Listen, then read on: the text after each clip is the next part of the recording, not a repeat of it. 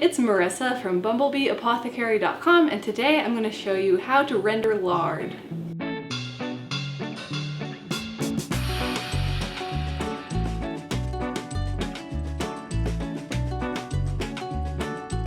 I have some other videos on my channel about how to render tallow a couple different ways, including how to purify tallow to take away the beefy smell. And so I will have those linked below if you want to check them out, but I have not done a video yet on how to render lard, so I thought it was time to do one specifically to lard. Even though the process is pretty much the same, I thought I would just talk about lard itself because I do get a lot of questions about tallow and lard and different things like that. So let's jump in. First I'm going to show you the process of how to render lard, and then I'm going to talk about a bunch of different things, answer some frequently asked questions, and just share some things that are good to know.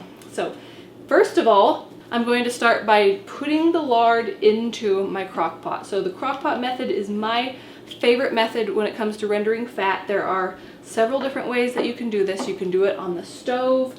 If you are able to keep it at a very low temperature, that can work. You can do it in the oven, in a pan. You can do it in the oven inside a metal colander so that the tallow or lard or whatever you're rendering drips out into the bottom and you can pour that off as it renders. That can be a way. My favorite way is the crock pot, just because it's so easy to be able to toss it in there, come back to it, and it's very low maintenance. So I'm going to start by just opening up my bag of lard, or raw pig fat rather. So there are different types of fat when you're getting raw fat. There is leaf fat, which comes from around the internal organs, especially the kidneys. There's also trim fat. So leaf fat is the nicest. It ends up being the hardest, the lightest in color, the mildest as far as flavor and smell. Trim fat can work too. I never throw any of that out. Whenever I get a whole pig, I always ask for everything and render everything, but I will kind of keep in mind which is the leaf fat, which is the trim fat, and if I'm making things like pastries where I want a very mild, unflavored lard, then I will use it for that. If it doesn't really matter and I just want it to fry something in, then I will just use the trim fat for that type. And also, while we're talking about that sort of a thing, you may know that I have a video on how to render and purify tallow. I show you the process where it's a wet rendering process where you add water and salt, so it's a very gentle process, and then some purifying steps afterwards where you let the tallow sit in the crock pot with more water and more salt and strain it again. You can do that multiple times to get very, very mild tallow that is odorless, or as odorless as tallow can be, and very light in color because it never gets the chance to burn. You can do that with lard as well. And I usually don't, just because I am always cooking with it. The purifying method is my favorite for when you're going to be using tallow or something similar for skincare, soap making, balm, salves, ointments, lotions, things like that, where you really don't want any beef smell coming through. So I will do tallow that way for those uses. For cooking though, I just stick with the regular dry rendering method. So it's just fat in the crock pot with nothing else, strain it, and you're done. So just to recap, there's wet rendering or there's dry rendering. Wet rendering is when you add the water and the salt and strain it out, let it solidify, pop the hardened tallow off of the water. The water and salt draw the impurities out. It ends up very pure, very low, very light color, as odorless as rendered fat can be, especially when you do some additional purifying steps. Dry rendering is just fat in the crock pot, that's it, okay? So that's usually what I do with lard, is just dry rendering, because I'm going to be using it for cooking. You may, if you want to, do a wet rendering and purifying to lard if you were doing something like a very delicate pastry that you wanted to use lard in. But I find that when I'm using leaf lard, it's very, very mild anyway. I don't really have a flavor or smell come through when I do even the dry rendering, as long as I keep on top of it and make sure that it's not sitting there burning and things like that. So yeah, I pretty much just do the dry rendering with lard and it turns out great. So there we go. So I'm just going to stick that straight into the crock pot. So it's already cut up into chunks like this. which is going to work just fine. Grinding it is even better, but if I wasn't able to, if the butcher that I got it from wasn't able to do that for whatever reason, I still render it like this. I don't wait for it to necessarily be all the way thawed or anything. I'll oftentimes throw frozen in there and it still works fine. I'm all about just, you know, making it easy and doable. While we're on the topic of either lard or tallow for skincare, I have actually a video up where I compare lard versus tallow and I talk about all the differences, what they are, and you know which one is better for different uses. Basically, lard is rendered pig fat or pork fat, and tallow is rendered beef fat or another ruminant type animal like sheep or bison or something like that.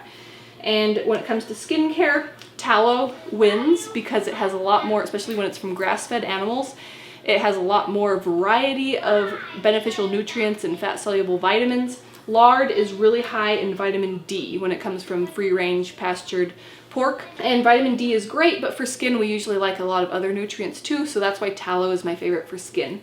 But lard is amazing when it comes to vitamin D, and that's why it's so great to include it in meals. If you're making liver and onions, it's really great to cook it in lard with bacon because the vitamin D content of the lard pairs really nicely with the vitamin A content in the liver, and so it's really delicious and it benefits your body a lot that way, according to Dr. Weston A. Price. So, I'm sorry that I'm doing a ton of talking here with this, but I've talked about rendering tallow a lot on my channel and I know all the questions that people have, so I wanted to pack it all in there too. But yeah, so basically just the fat is in the crock pot. I have it on low. I'm going to move it over to this counter and plug it in. And I do always put a lid on when I render. With the wet rendering method, it's helpful to keep the water from evaporating too quickly, but for this method, it doesn't really matter either way, I don't think, but I go ahead and put it on there. That way you know that nothing's falling in there. It keeps the heat in there more evenly, so I always just put a lid on. So the time for rendering is going to depend on the sizes of the pieces of fat that you have. I usually will let it go for about 8 to 12 hours and then I'll come back and strain it. So I will get this going and then I will show you guys the next step when we are there.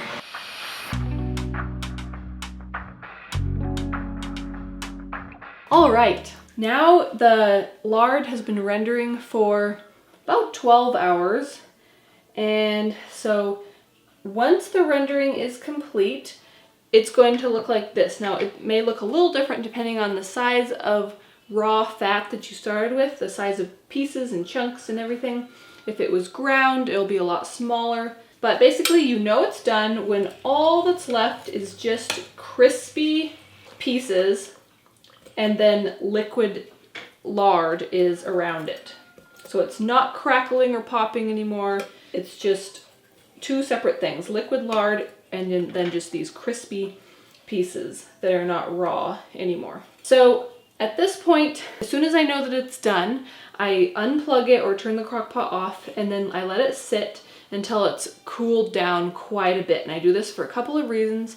I want to be able to package it in glass and I want it just warm enough to where it's still liquid, and I don't want it hot to go into the glass, otherwise it may crack the glass jar. Also, I have a funnel that I use and I don't want anything actually hot. And really when I strain through my mesh strainer, if any, lard actually touches the plastic, but if it happen to, I would rather it not be hot. So just warm enough to be able to be liquid, not hot at all. And then at this point, I will start straining it. So I like to store it in glass jars. So for straining it, I just have a fine mesh strainer that I put over top of my jar with this funnel just to hold it in place.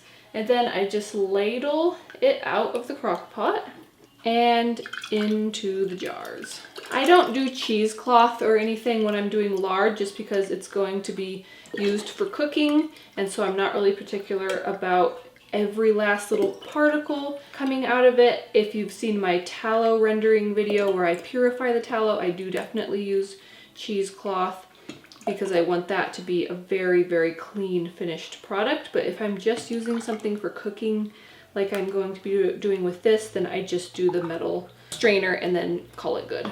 Now the color of the finished lard is going to really depend on how long you left it in the crock pot. I let this one actually go a little bit longer than I needed to. And again, since it's for cooking, that doesn't matter at all. It just means it'll have a slightly darker color when it's finished. It will have a little bit more of like a roasted kind of a smell to it, which I actually like. I would like a little bit more of that sort of a smell and flavor when I'm going to be using lard for cooking, because usually I just fry things in it.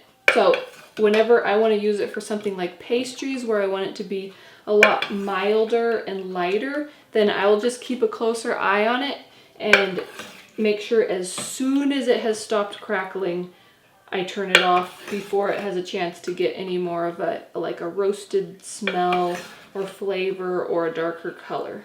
And then as far as cleaning up your equipment afterwards, lard, I find, even leaf lard, tends to have a much softer consistency than tallow. So it's not as difficult as a job when it comes to actually cleaning everything up. So what I will do is when I'm done using everything, and this is one of the few times that I do use paper towels, I'll just use a paper towel to wipe everything off, and then I run things through the dishwasher, and then I've never had any problem. So I find that wiping everything down first gets rid of anything in case you were concerned about it clogging pipes. But I render a lot of fat around here and I've never had any issues with pipes. And then there's these crackly bits that are left over, and there's a few different things that you can do with those. You can give them to animals like chickens. I'm going to give them to our chickens this time. You can also sprinkle salt on them and eat them. You can add them as like a crispy topping to something. They're actually really nice. So I like to try to make sure to find a good use for them. All right, so that's how easy it is to render your own lard. Just toss it in a crock pot, set it on low. Keep an eye on it after 8 to 12 hours. Let it cool till it's not hot anymore. Strain it and you're good to go. So as far as storage, rendered animal fats are quite shelf stable, and I found that they can last on the countertop for several weeks, maybe even up to several months. You just kind of keep an eye on it. If they're contaminated or have any water in them, somehow then they could mold, but if it's just properly rendered fat, they're very shelf stable and should last for weeks or months. For longer, usually I will keep them on the counter for just a week or so. Usually we'll use them up before they're on the counter for longer than about a week. And if I know I'm going to have it stored for longer than around a week or so, then I will keep it in the refrigerator or freezer, and rendered animal fat will last for years in the freezer and months, if not years as well, in the refrigerator. So you can store them in glass jars like this, or you can put them in another container where you could just pop out chunks of them and stick them in bags in the freezer. Variety of different ways that you can do it. I'll usually do jars and just scoop out what I need. But this is delicious. It's amazing for frying all different kinds of things in. When it's from healthy free-range pork like this, it's really high in vitamin D. So wonderful thing to know how to make yourself. It also saves you a lot of money versus buying the little jars of free-range lard in the health food store. So next time you buy a whole pig or half of a pig, make sure to ask for the fat and render your own lard. All right, I hope that you enjoyed watching this process, and I hope that you give it a try. Be sure and check out that description box for links to resources, equipment that I mentioned, as well as where you can find your local Weston A. Price Foundation chapter so that you can be connected with local farmers near you.